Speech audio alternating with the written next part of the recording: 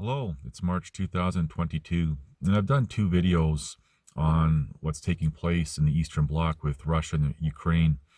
In the first video, my approach, my perspective was more of the human side of things, and I highlighted a video by another channel that really goes into the breakdown of, as a descriptive, factual elements of what's taking place over there. And he did a very good job with that. The second video I did on this topic, I expanded more with the, again, with the descriptive, the human perspective of what's taking place over there, and hopefully offering something for everyone to think about, especially in the Western countries. Now, there's another video that has come out that this individual, being Canadian, had looked at it more from the, as another descriptive, political side of things in detail, and like more or less the first-hand perspective with that. And he does a fantastic job. I believe he hits up on 3 points, and it's definitely worth watching. I'm going to leave all the video links for my two videos. The first video that I talked about, my first video, and this gentleman here, his video, all these links are going to be in the description box. And he looks at it from this other perspective. Now, there's three perspectives being offered as to what's going on with Russia and Ukraine. And the focus of this video is not going to be so much the said topics, but I want to further expand on the human side of everything. So I'm going to focus on, for now, a personal story of somebody I once knew, came from a very wealthy family. Throughout my life, I've always been around wealthy people for some reason, and I suppose part of it is just the when you have money, you're around money type of thing. And this individual was the same age as I, and there's a lesson that I learned. It was about my early mid-20s. This individual wasn't around all that much. They worked away and they went to school away, so didn't really see them. But when they did come around, there was always some sort of tension, and he didn't like me for some reason. So one time it was just him and I in this really big home. If you can imagine a really big home, and I'm emphasizing this to just say that there was a lot of space for the both of us, and we were there alone. And so I'm not going to get into the details, but he was getting into my face. So I thought, I'm just going to go downstairs into the another family room that was down there. And I was just going down the steps into the basement foyer, and he literally just got right into my face. And I'm not going to get into the details what happened. Nothing serious, so don't panic. But I just turned around, went upstairs, and sat at the breakfast table, and I started crying. And then he came up and went to the kitchen, to the fridge.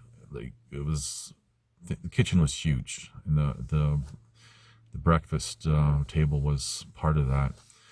So he was standing on the other side of the room, and I can tell he was a bit upset and scared a little bit. And I was in the prime of my training and stuff. And I ended up telling him that I'm sorry that we don't get along, type of thing. And I had tears in my eyes. Now imagine this really big guy with tears in his eyes. And I said to him, I envied him. And then I looked at him, and he just kind of stood there with, I don't know, some drink in his hand or something from the fridge. And he just like, why? And I said, because everything has been given to you your whole life, and somewhat of a sheltered life. And he said, there was a pause. And he said to me, he goes, well, I envy you. Now, this is where his problem with me came from. And I said, why? He said, you had to work hard for everything that you got. You have no safety net, no family, nothing. So he envied me for the hardships that I had to endure in my life. And I wasn't sheltered from the harsh realities that life could impose. And that was in my 20s, by my mid-20s. Anyway, long story short, our conversation continued a little bit longer, and then after that, we became really, really tight friends. After a few years, well, maybe about 2-3 years, became really good friends. And he really wanted to be and have the life that I've had to live and be the type of person that I was at the time. I guess you can say strength and character, etc.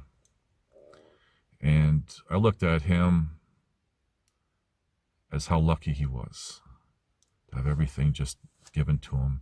And even though I have street smarts, I have to admit that there's still parts of me that are very naive, very trusting of other people, take what people say to me, for example, on face value.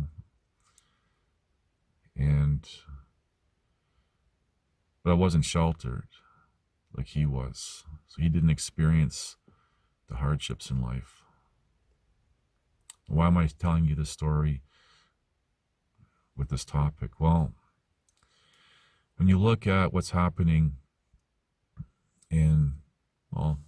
right now, for example, with Russia and Ukraine, you look at what has been happening, still is happening, for example, in the Middle East and other parts of the world.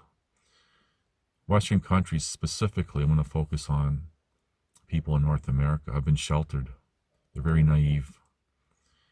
And they judge and they think by the standards that they're accustomed to here. You know, I see trucks, pickup trucks and cars. They have the flags, which is, you know, I'm not dissing that at all. You know, hanging out the window and the freedom fighter on the back. And that's the only world that the people here know. Whereas if you go to the Eastern Bloc, you have to earn it. You just don't get to put, you know, a sticker saying freedom fighter. And a true freedom fighter doesn't have to advertise that they are. They just are. Again, this is no diss.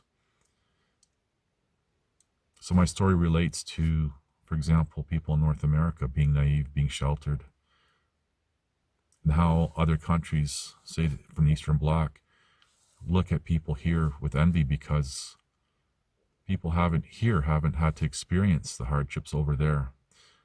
And it's those hardships over there that given them that character, and partly how and why they think the way they do, because of the history of all the wars, world wars and everything taking place there. So North Americans are very sheltered, extremely naive. And that's really my point, sharing that story and how it all ties in with the new current worldwide events. And what's happening over there is serious. But you have to remember, people over there, even the leaders over there, they're not stupid. Nobody wants to have a conflict. And I'm going to draw a little parallel here. In my training days, especially when I was at my prime, avoided conflict. And I never liked violence. I detest violence. Became very good at it, though. I avoided it at every possible turn. I had nothing to prove. And I'm sure if there's any military people here watching, you know what I'm talking about. You're confident. You know what you can do, especially if you've done tours somewhere. So you have nothing to prove, and you try to avoid conflict. And you know conflict is the last resort when it's imposed.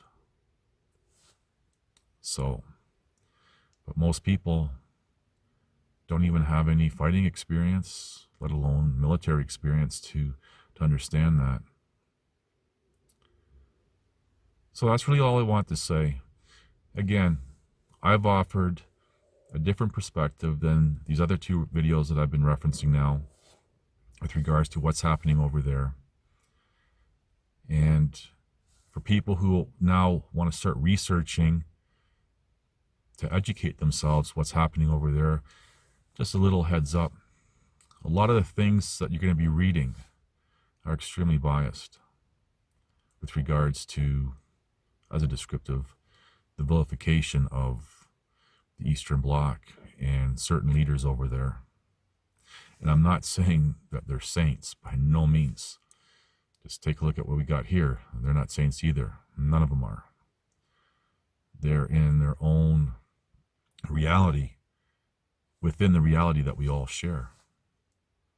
Disconnected. So anyway, hopefully this gives you something to think about, puts things into more perspective from the human side. Thank you for watching. Please like, subscribe, comment, and share.